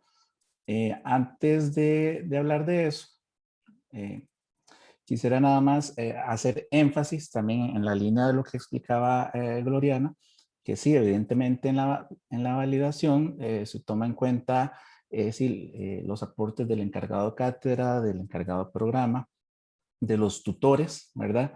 Y también de la realimentación del estudiante, ¿verdad? Porque sí hay que reiterar que el estudiante es el centro, digamos, el motivo, la razón de nuestro trabajo, ¿verdad? Se tiene que trabajar en función de que sea un material amigable para ellos, ¿verdad? Para esta población. Uh-huh. Sí es un trabajo muy complejo, ¿verdad? Al hablar de estudiante y hacer todo este proceso de producción y validación, porque, por ejemplo, anteriormente cuando yo les comentaba, ok, son 40 carreras, tenemos grado, pregrado, tenemos maestrías, tenemos programas de extensión, etcétera. Entonces, el perfil del estudiante es muy grande, ¿verdad? Entonces sí es importante que todo el equipo de productores, correctores de estilo, diseñadores, tengamos claro cuáles son las condiciones de este estudiante de todo tipo, socioeconómicas, geográficas, cómo están siendo afectados de muchas maneras en esta pandemia y de qué manera entonces podemos adaptar a los materiales para mejorar ese proceso de aprendizaje, ¿verdad? Por ejemplo, como explicaba muy bien Jacqueline, de que caso de emergencia, entonces no, ok, estábamos haciendo la unidad didáctica impresa, hay que hacerla en digital, ¿verdad? Porque es lo que la circunstancia obliga. Entonces, una vez que tenemos la versión ya preliminar evaluada o validada, viene lo que es esta corrección de pruebas, que como les decía, se hace entre el productor académico y el diseñador gráfico asignado. Esto digamos que es la etapa casi final del proceso, ¿verdad? Y ya el manuscrito o el texto ha pasado por varios procesos de edición, de corrección, de validación, incluso varias veces, ¿verdad? Puede ser un proceso circular hasta que se decida que el material está completo, porque como decimos los editores o la costumbre, un material no está terminado de editar hasta que se termina de editar, ¿verdad? Porque usted lo puede pulir, pero evidentemente por razones de tiempo y de gestión, pues hay que hacer un corte, ¿verdad? Y decir, ok, ya está listo, ya se puede hacer el proceso de corrección de pruebas. Digamos que en esta parte se hace una revisión de detalles como de pulgas, ¿verdad? De cositas que quedaron al final. No se supone, por ejemplo, que se haga como una corrección de estilo completa o que voy a cambiar una página completa, sino detallitos textuales muy puntuales, por ejemplo, qué sé yo, que faltó una tilde por ahí, algún elemento paratextual, por ejemplo, ver si quedan como espacios en blanco, y la parte gráfica también que explicó Jacqueline muy bien, que es la disposición de todos los elementos, ¿verdad? Tanto gráficos como textuales, dentro de las páginas de las unidades didácticas en este caso, ¿verdad? Porque tanto comunicación textual o comunicación escrita o la comunicación gráfica dentro del material didáctico pues tiene una intención, ¿verdad? No, entonces se hace esa revisión que normalmente se hace en PDF, ¿verdad? O en un soporte impreso. Porque lo importante aquí es que esas páginas que yo voy revisando tienen que ser idénticas, fieles al material que yo voy a haber publicado, porque es como decir, la última oportunidad que yo tengo para ver el material antes de que salga publicado. Entonces, no lo voy a revisar, por ejemplo, en un Word que era una versión muy anterior, porque eso no me da la garantía, o sea, no estoy viendo, lo que necesito ver es el material prácticamente que va a salir, ¿verdad? Y como siempre, pues es un proceso colaborativo que también se hace varias veces, ¿verdad? Es una corrección que se hace a nivel textual y gráfico y paratextual para que finalmente la unidad didáctica vaya con la menor cantidad de errores posibles, o dicho de otro modo, que se comunique didácticamente de la mejor manera con el estudiante. Y bueno, una vez que se supera esta etapa, se procede a la edición del material didáctico como tal. Básicamente eso sería. Vale, yo Sí. quisiera agregar a lo que nos has compartido, que entonces, digamos, básicamente desde el inicio de la pandemia, y bueno, desde antes de la pandemia que nosotros ya estábamos con este trabajo en casa, hay dos formas, se habían desarrollado dos formas. Una forma era que el diseñador imprimía el material y nosotros íbamos, lo recogíamos, ¿verdad? Y lo traíamos para la oficina o para la casa, lo corregíamos y luego lo íbamos a dejar.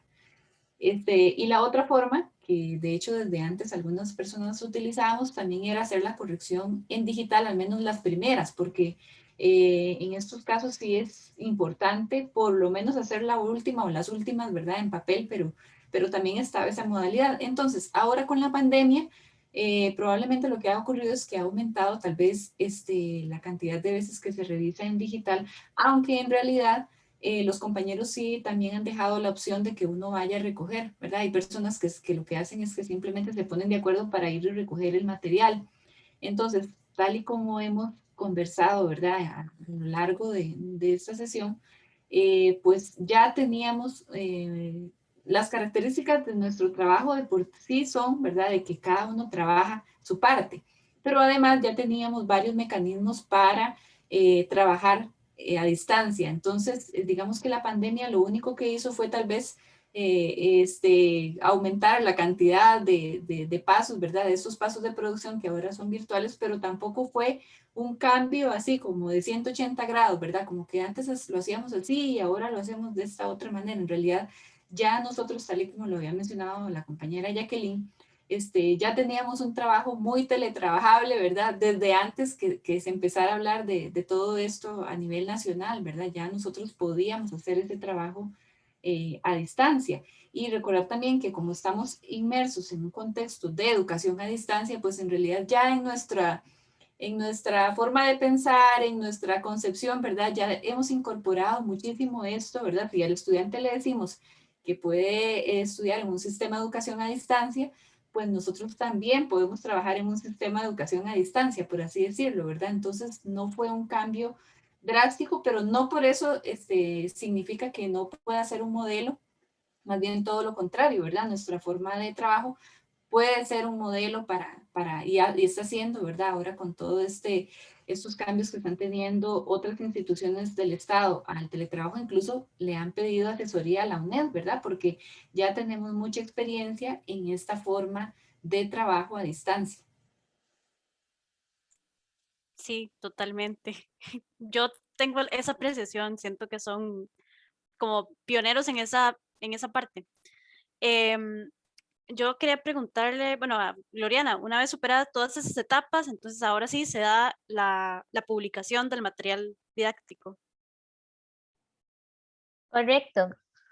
Como dijeron mis compañeros, una vez que ya se evaluó y validó la versión preliminar, ya pasa, se nos asigna un compañero diseñador o diseñadora gráfica que con los que trabajamos ya la versión final. Una vez que ya la revisamos y la requete revisamos, hacemos la corrección de pruebas, nosotros firmamos el imprimatur, también trabajamos la portada junto con la persona diseñadora gráfica. Se quiere que sea una portada que sea atractiva y que sea representativa de la temática que es tratada en la unidad didáctica. Entonces ese también es como un hito bastante importante en el trabajo en equipo entre la persona productora académica, la diseñadora gráfica. También a veces se incluyen a los autores y a los encargados de cátedra para elegir la portada que sea idónea para esa unidad didáctica. Y luego entonces ya finalmente se publica en la unidad didáctica, ya sea en formato digital a través de la plataforma de ebooks UNED, o bien en formato impreso. Estas unidades didácticas se les da a la persona estudiante que matricula el curso y también se venden en las librerías de la UNED. Pero total siempre es un trabajo en equipo de principio a fin.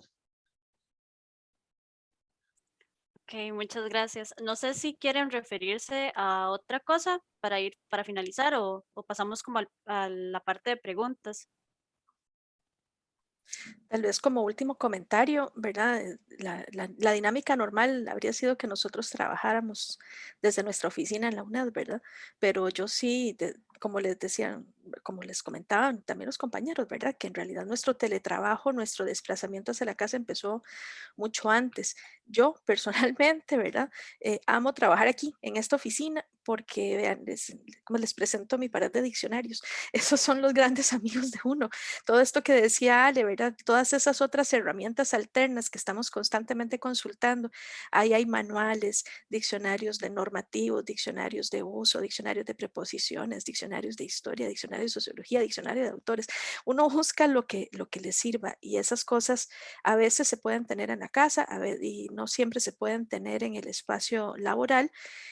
Porque no necesariamente siempre se puede, ¿verdad? Entonces, al menos son cosas que para los que hemos creado nuestras herramientas en casa son muy valiosas también y aportan en el proceso. En realidad a mí esta dinámica que tenemos ahora en donde la gente responde ha sido para mí maravillosa porque me ha permitido aprovechar más el tiempo, resolver más rápido, tener incluso hasta más confianza en los equipos de trabajo y acelerar procesos de producción, resolver con mucha mayor precisión que antes e incluso hasta perder menos tiempo, porque uno entra a reuniones y la preparación es mucho más rápida que antes, que implicaba un desplazamiento de presas, moverse, dedicar casi el día entero a ciertas cosas, y ahora más bien uno dice, bueno, si la reunión es de 2 horas, son 2 horas, si es de 1 hora, es 1 hora, hasta más breves se hacen para que sean menos cansadas, y son 10 minutos antes y 10 minutos después lo que yo le tengo que dedicar máximo,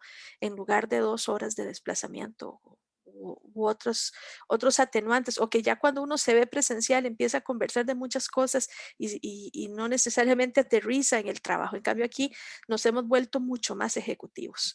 Son como aterrizando en conclusiones, ¿verdad? Algunas de las cosas que yo más rescato de este proceso de producción post-pandémica.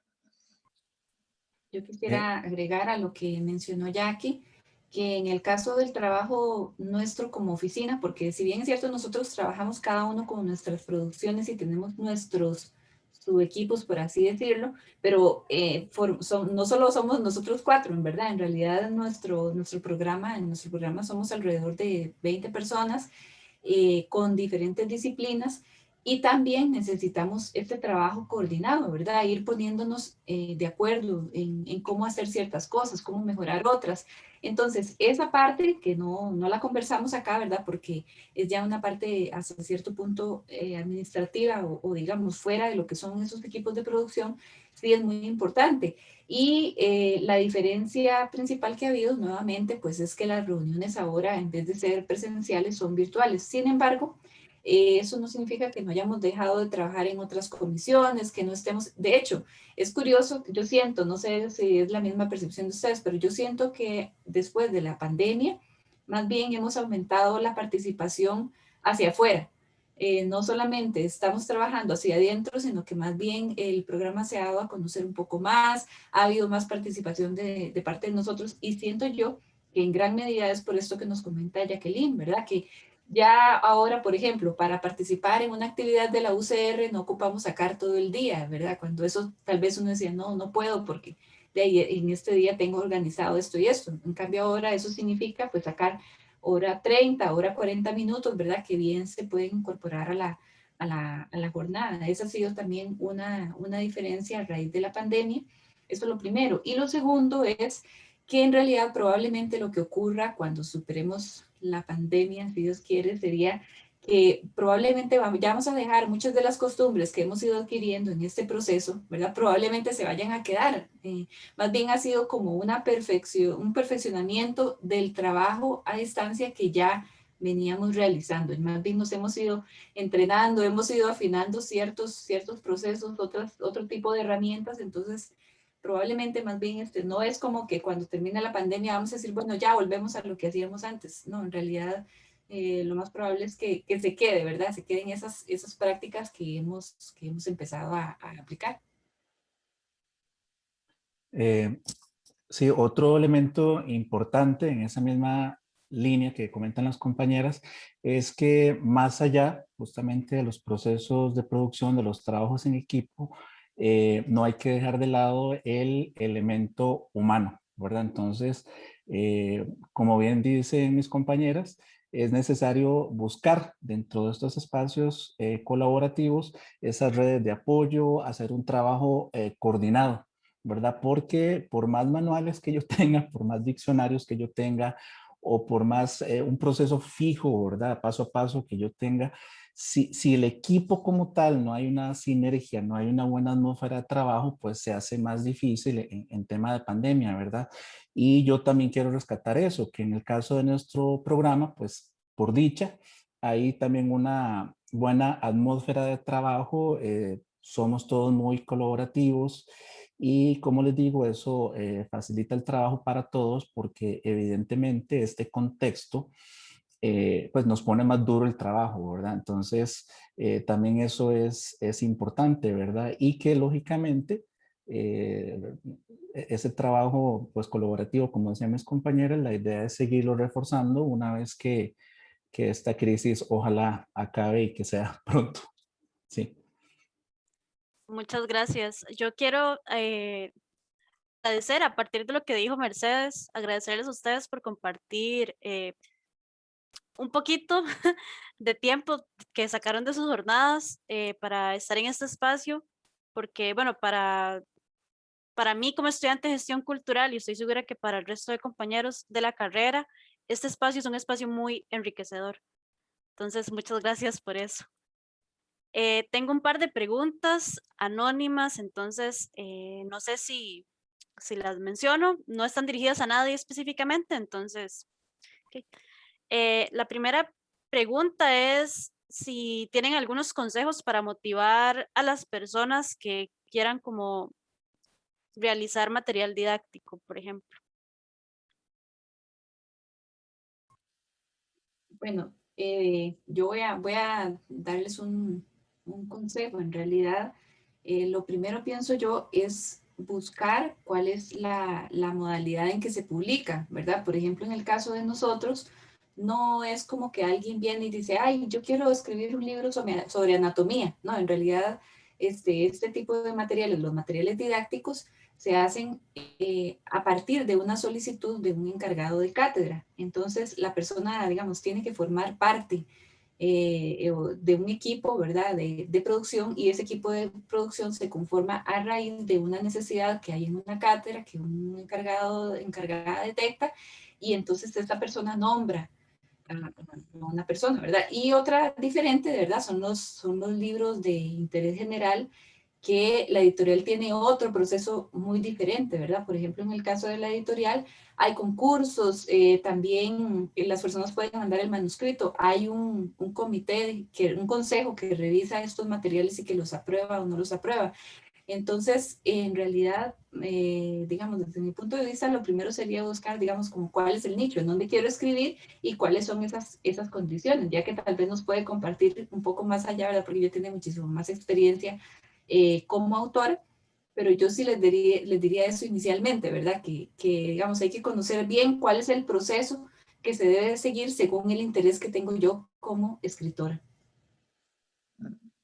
Tal vez ya para contestar la pregunta puntual, digamos que puede ser que usted sea una persona académica de la UCR y dice, yo tengo una investigación, tengo una tesis que ya hice, tengo un trabajo muy bueno, o soy profesor o profesora de un curso y me gustaría hacer un material para acompañar mi curso, o incluso ya tiene un folletito, ya tiene algunas cosas que ha ido preparando y que le gustaría darle más forma para convertirlo en un material didáctico.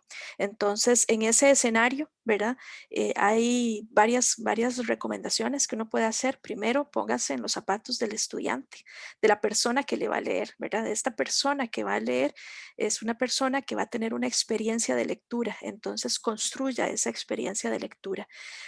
Piensa en una narrativa, por más que el texto sea académico, es un texto que se narra, tiene un inicio, un desarrollo, un final, tiene un proceso, tiene un acompañamiento, tiene una colocación de cimientos, luego se van colocando las decoraciones, luego los acabados, luego se revisa el panorama y el conjunto. Entonces hay que ir identificando cuáles herramientas van construyendo esta experiencia narrativa con la cual yo voy induciendo a la persona que me va leyendo en un proceso de aprendizaje. Y por último, esta es una recomendación que sirve para cualquier modalidad en la que quieran publicar, ya sea con nosotros en Promade, que participen por alguna razón, ¿verdad? Que sea un autor de Promade o autora de Promade o que vayan a una editorial. Mantengan siempre una mente abierta en cuanto a lo que es escuchar a las personas profesionales que les dan acompañamiento, porque si hay algo que se interpone terriblemente entre, entre el autor o la autora y la calidad de su texto, es, perdonen que lo diga así, es su ego. Entonces, cuando el ego interviene y la persona no acepta las recomendaciones, más que aceptar las recomendaciones, no acepta la posibilidad de mejorar su manuscrito porque cree que ya está bien. Y sin embargo, cuando entramos en una dinámica de retroalimentación conjunta, en donde yo como editora aprendo de la persona que está escribiendo porque me está enseñando, y la persona que está escribiendo aprende de mí porque yo la estoy leyendo. Entonces, donde yo voy leyendo y empiezo a tener dudas y empiezo a tener inquietudes y empiezo a preguntar por qué esto, por qué, cuál vacío hay entre estas dos cosas, qué sucede, mi experiencia de lectura se convierte en un insumo grandísimo y maravilloso para mejorar muchísimo ese producto. Cuando entramos a un proceso editorial profesional, siempre va a haber personas que saben lo que hacen. Hay correctores de estilo, hay diseñadores o diseñadoras. A veces tenemos incluso el acompañamiento de una persona especializada en la edición como tal y no solamente en la corrección de estilo. Cuando esta persona nos hace una recomendación, lo va a hacer siempre desde un bagaje bastante sólido, con investigación, con argumentos, con respeto y con el mejor interés en que nuestro texto siempre sea mejor. Entonces, esta actitud de dejarse corregir o abrirse a la posibilidad de que otra persona me lea y me haga sugerencias que yo puedo trabajar y devolver, va a ayudar mucho siempre cuando uno realmente quiere publicar. Y es la diferencia entre la autopublicación y la publicación con sello editorial. Y el sello editorial le da una garantía de calidad. Y hay una última que esta es fundamental. Igual no importa el sistema, no importa si es con Promade, si es con la editorial de la UCR, si es con la editorial de la UNED o con una editorial en España, si es Premio Planeta, no importa. Constancia y disciplina. Escribir todos los días, un par de horas al día, no soltar, tener hábitos, mantener mantener la obra viva, escribir, escribir, escribir, luego leer, leer, leer, revisar, revisar, revisar y luego dejarse acompañar en el proceso. Y así sale cualquier obra, cualquier proyecto que ustedes tengan. Y tal vez, bueno, ya otra más, no traten de hacer la obra de su vida. Hagan una obra con un objetivo claro, acotado para un público. Y en conjunto, a lo largo de muchos años, verán salir la obra de su vida ahí entre sus páginas publicadas. Muchas gracias por esos consejos, esas recomendaciones. Otra de las consultas es, ¿cuál creen que sea el mayor reto para producir un material didáctico?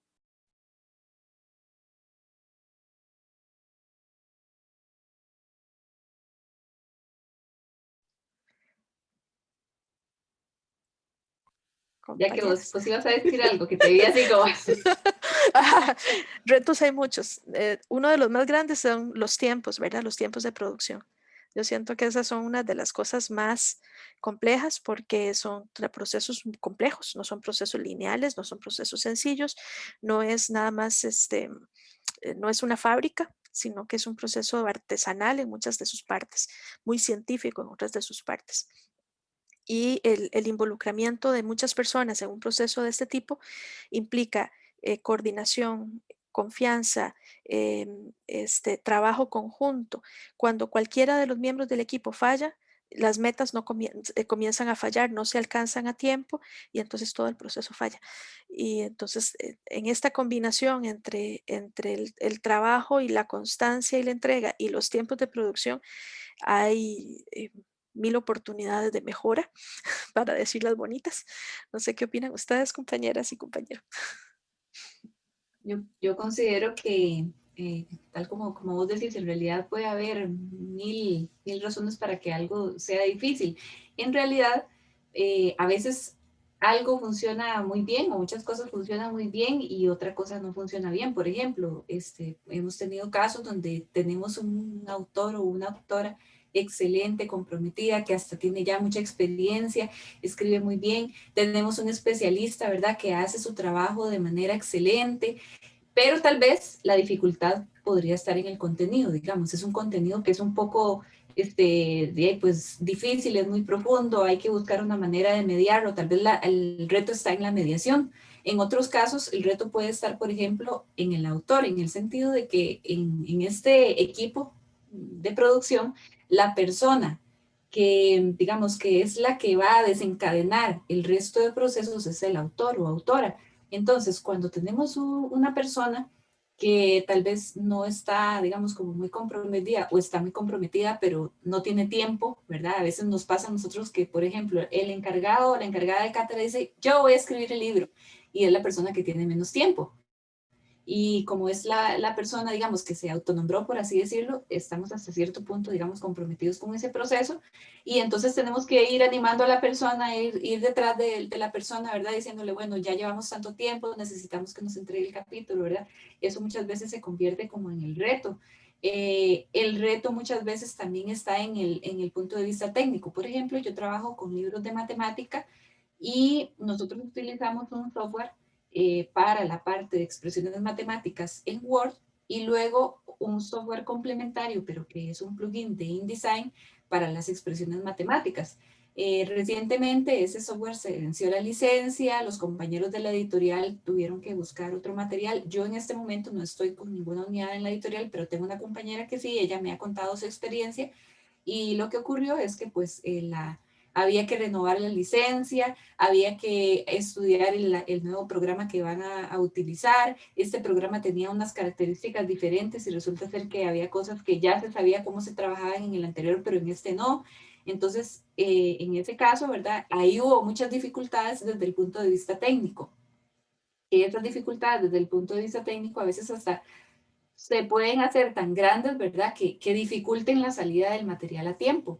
Entonces, en realidad, cada proyecto que nosotros iniciamos es como una caja de Pandora, ¿verdad? No sabemos cuál va a ser la dificultad o cuál va a ser la ventaja que va a traer o sea, no digo ventaja porque en realidad por supuesto que partimos de que el libro va a ser algo bueno para los estudiantes, pero me refiero a que muchas veces hay cosas que tal vez en otros procesos son un poco difíciles y en este proceso en particular fue muy fluido, ¿verdad? Yo recuerdo el caso, por ejemplo, de una unidad didáctica donde la persona que hizo la solicitud realmente no estaba convencida, no quería cambiar el material, pero le habían pedido que cambiara el material y entonces esa fue una gran dificultad, convencer a esta persona y decirle, no, vea, en realidad este cambio va a ser bueno, ¿verdad?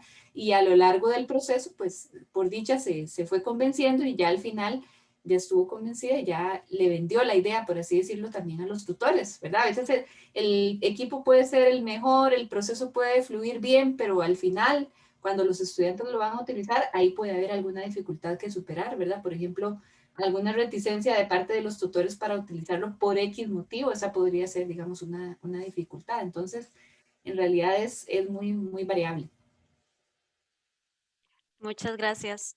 Y por último, ya para ir cerrando, porque también creo que ya estamos un poco sobre el tiempo, la última pregunta es con respecto al proceso. Yo sé y entiendo que cada material, cada libro es de un proceso como aparte y depende mucho como de los procesos y cómo se avanza con los mismos, pero preguntan acá que cuánto tiempo dura el proceso desde la primera a la última etapa, así como aproximadamente.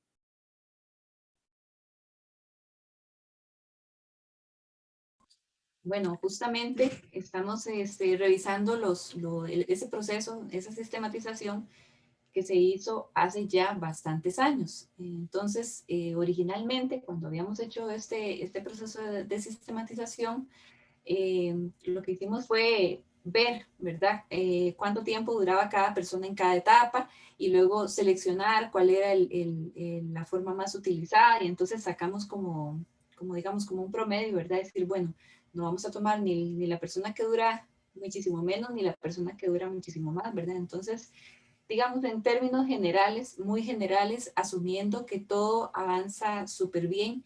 También una cosa muy importante, asumiendo que nosotros no trabajamos un material a la vez, sino que en realidad la mayoría de los productores académicos tiene, no sé, de 5 a 7 materiales didácticos a la vez, o tiene 4 materiales, pero tiene otras labores, ¿verdad? Otras comisiones. Entonces, asumiendo eso, ¿verdad? Que no es que se hace un libro a la vez, sino que se hacen varios libros a la vez, aproximadamente desde la reunión de inducción hasta la versión preliminar son alrededor de 18 meses. Y luego viene el proceso de validación. El proceso de validación se hace al menos durante un cuatrimestre. Sin embargo, hay asignaturas que no se dan todos los cuatrimestres. Entonces, por ejemplo, si un material se terminó a final de año, pero resulta ser que se da hasta el tercer cuatrimestre, entonces se va a utilizar hasta el tercer cuatrimestre del siguiente año, vamos a tener un periodo de espera, ¿verdad? Que podría ser de un cuatrimestre, podría ser de hasta 3 cuatrimestres. Entonces, digamos que a estos 18 meses le sumamos un cuatrimestre en el que el material se valida mínimamente. Y luego de eso se hacen los ajustes, ¿verdad? En el siguiente cuatrimestre se hacen los ajustes y ese material va a la editorial. En la editorial, este diseño, de hecho, ellos tienen como una tabla en donde han clasificado los materiales según el nivel de dificultad. No es lo mismo un material que tenga pocas imágenes, que no tenga expresiones matemáticas, ¿verdad? Que sea tal vez más en prosa, que un material que tenga muchísimas fotografías que tienen que procesar, que tienen que, ¿verdad? Incluso que se tienen que tomar, fotografías que se tienen que tomar. Entonces, el tiempo en la EUNED es de 6 a 8 meses. Digamos que ese es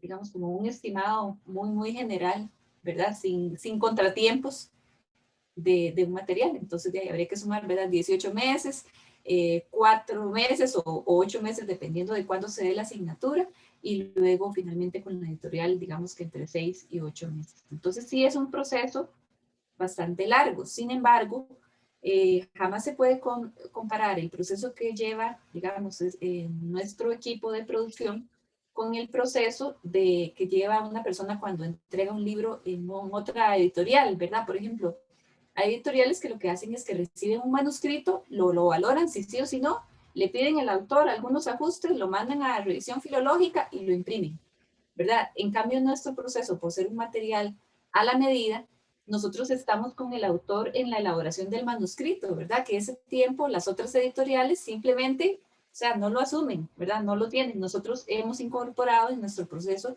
ese trabajo del manuscrito. Eso es lo que hace nuestro proceso tan largo, pero también lo que asegura la calidad, ¿verdad? Tal como decía ya, que no es lo mismo que una persona solita diga, bueno, yo voy a escribir un libro de tal cosa, a que diga, bueno, no, yo me voy a incorporar a un equipo que me va a hacer observaciones y yo me tengo que apegar a un diseño curricular y luego ese material va a ser validado por estudiantes y por tutores, ¿verdad? O sea, es un nivel de calidad muy diferente en el sentido de todos los controles que tiene. Entiendo. No sé si quieren agregar algo, pero de mi parte me voy muy contenta por haber compartido este espacio con ustedes. Sé que fue muy provechoso para todas las personas que estuvimos acá participando y de verdad muchas gracias por compartirnos todo este proceso dentro de su trabajo. Con muchísimo gusto. A mí ha sido un placer. Muchísimas gracias por la invitación. Gracias a las personas que nos han acompañado y que sacaron el tiempo para escuchar. Así que, pues ahí nos estamos conversando y muchas gracias. Muchas gracias por la Gracias. invitación. Y muchas gracias también por acompañarnos en este rato de contar lo que hacemos y de compartir nuestro trabajo. Quedamos a la orden. Un placer.